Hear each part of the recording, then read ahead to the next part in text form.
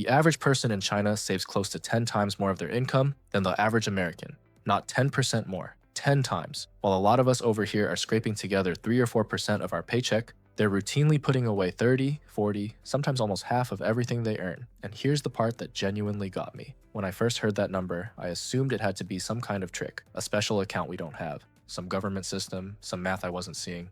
It's none of that. There's no secret account. What they have is a completely different way of thinking about money, and once I actually understood it, it kind of embarrassed me, because I realized I'd spent most of my adult life doing the exact opposite of what actually works. So this video is for you if you've ever felt like saving money is just flat out impossible on your income. If it feels like there's never anything left at the end of the month no matter how much comes in, and you're starting to wonder if you're just bad with money. I felt exactly that way for years, and the thing that finally turned it around for me wasn't a budget, wasn't an app, wasn't earning more. It was one mental shift, and I'm going to hand it to you in just a minute because it came straight out of what we're about to talk about. Real quick, one honest favor before we dig in. This channel is still small, and hitting that like button genuinely tells YouTube to push this out to the next person who's sitting there feeling behind with money. It costs you nothing, it takes 1 second, and it actually makes a difference for a channel this size. Okay, let's get into it. First, I have to show you the size of this gap, because until it lands, none of the rest hits the way it should. Here in the US, the personal savings rate bounces around 3 to 5%. That's what the typical person keeps out of each paycheck.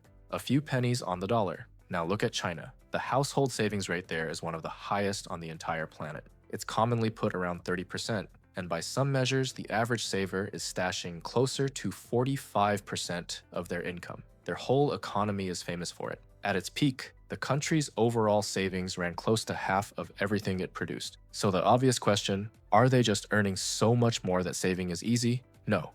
And this is the important part. A massive amount of this saving happens on modest, ordinary incomes. Regular people, regular paychecks, saving 10 times what we do, which tells you it was never really about the income. It's about the thinking, and the thinking is the part we can actually steal for ourselves. So let me give you the core of it right now, the single idea that everything else grows out of. This is the mental shift I promised you at the start. So if you take nothing else from this video, take this. In this mindset, the money has a job before it's ever spent. Just sit with that for 1 second, because that sentence is the entire secret. Think about how most of us handle money, and I'm describing myself for about 10 years here. You get paid, you pay your bills, you spend on your life, and then whatever happens to still be breathing at the end of the month, that sad little leftover amount, that's what you call your savings, which almost always means nothing, right? Because money that doesn't have a job assigned to it always finds somewhere to disappear to. The mindset we're borrowing today flips that on its head. The saving isn't the leftover, it's the first thing, and it already has a purpose attached to it before a single dollar moves.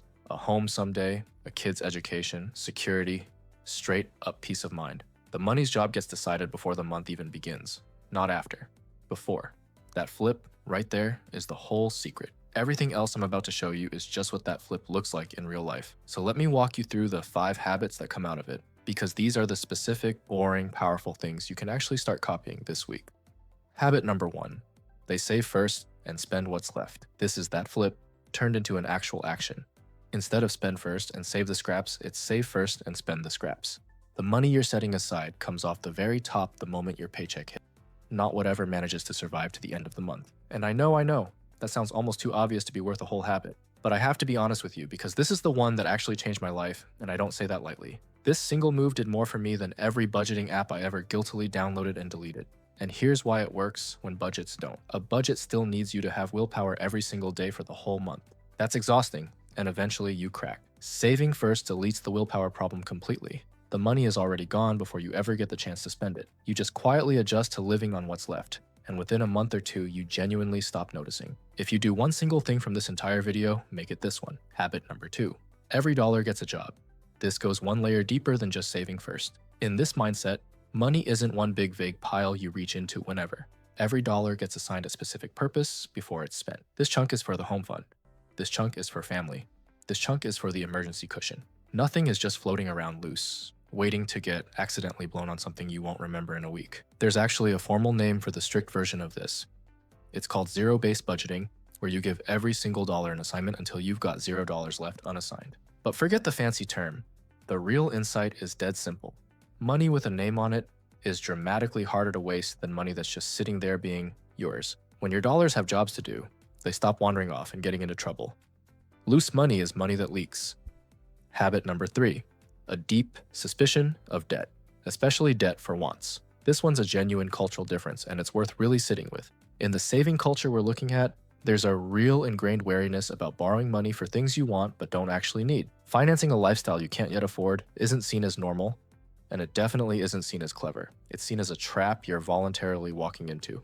And let me be fair here, not all debt is evil. We're not talking about a mortgage or borrowing for something that's a real need. We're talking about that reflex so many of us have where the instant we want something, we immediately reach for a way to finance it.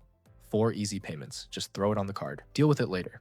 The mindset we're borrowing treats that exact reflex as dangerous because every time you do it, you're quietly handing your future income over to your present cravings. And I'll be honest with you, this is the one I still personally have to fight the hardest. The entire modern world is engineered to make borrowing for wants feel totally normal and painless.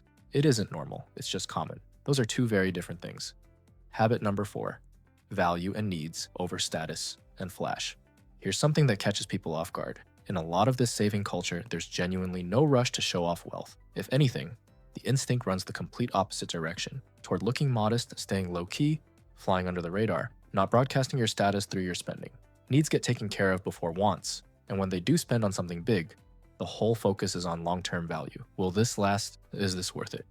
Not on the logo or the flex or what the neighbors will think. That is the polar opposite of the world most of us are swimming in, where honestly, half of what looks like wealth is just people spending money to look like they have wealth. And this ties right into something I've talked about before. The loudest spenders, the flashiest ones, are so often the people with the least actually saved up behind the curtain. This mindset just refuses to play that game at all. It's frugal, but it's not cheap.